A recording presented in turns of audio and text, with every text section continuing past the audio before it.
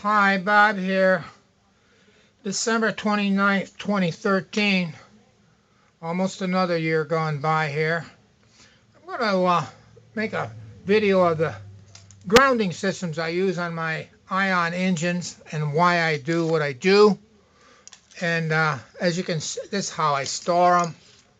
As you can see, there's many different diameters. And this one is the one of the original. This is screen type ground that you've seen it, that are in a couple of the early videos. I don't use it very much anymore at all, but I keep it around. In fact, I have two of them because I did actually run a dual ion system at one time. And this is my largest ground. It's a 30-degree-inch cone on the front, and I call this the front, and about a 15 on the back side. And what they're made out of to keep the weight down, I built them on a,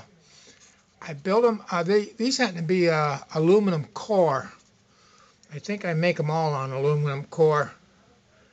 Anyways, they don't have to be though. But how I make the laminate, it's an aluminum paper and then aluminum again. So it's a 3-layer with the aluminum on the outside. The paper is laminated in the middle, and the reason I use the paper is to give it more strength. But as you can see over time, it's got dings and pressure bumps and stuff like that. But it still works fine, and it's light. The important thing is that it's light. Now I try to use I use the different grounds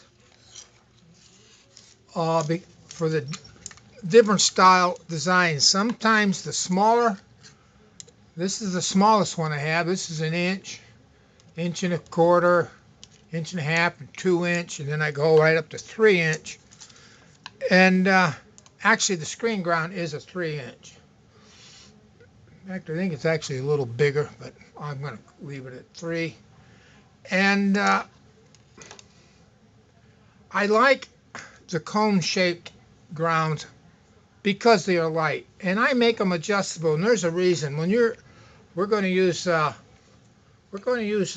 particular ion engine as an example. This is the supporting rod that's going to hold the ion engine, and this black tube here is 1/4-inch neoprene fuel line braided, and I use that slips on the rotating arm boom, or the boom arm, and they hold it in place quite well. It's a nice tight snug fit, and it's a low profile clean, as you can see in the video. And the trick is, especially when you've designed a new engine and you're trying it out for the first time, the thing you have to do is you have to tune these in, just like you're tuning in a radio practice. I've got a,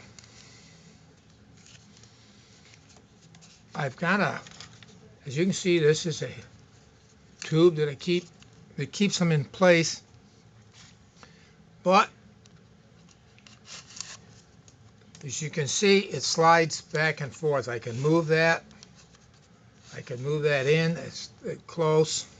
I can change this. I can get it much closer. I can get right up to it. But there were some interesting ratios that fall in when you're starting out with something new.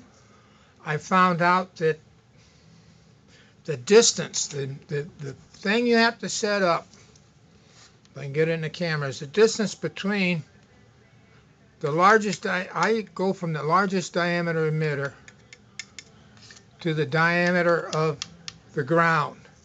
These all go back to earth ground, by the way. My Van de Graaff that I run them with, that goes to earth ground. So everything, because the circuit is complete. And what you need to find is the best operating distance, because it does make a difference. And you just simply use a ruler from that edge to that edge, and you figure it out. Most of these will run real good between 8 and 10. Now this is right now, this is 10 inches, and you can try different diameters. Sometimes they work much better than the big ones, but generally I've been using the 3. I like to use the smaller ones if I can because they're lighter, less drag, so you're not working with a great deal of thrust anyway, so you have to keep the thing down. Well, that's about it, but that's my collection, and there's a ratio, like I said, that works out. Usually the distance between the ground and the emitter that you can either is 2 to 1. Like I said, this 3-inch, you can start out with 6-inch.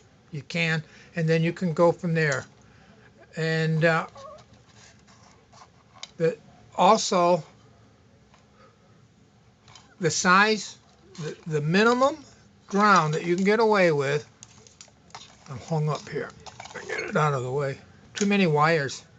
The minimum. What I also go for the diameter of the ground. As a rule, you can start out that way. Anyways, it's a starting point. Is if this is 3-inch, you can get away with 1.5 inches minimum. That's the minimum diameter ground. And there again, it's a 2 to 1 ratio. So you got, but that's only a starting point. Then you can figure it in. You can play with it from there. And like I said, all my grounds go back to earth ground. So remember, it's everything is set up on a 2 to 1 ratio. The distance, the start out distance. But I have found, since I got better with my emitter designs, that I generally start out between 8 and 10 anymore on the distance between the emitter edge and the largest edge on the ground. All right. I hope that might help those that want to do this kind of research or replicate it, but that's the way it is. Talk to you later.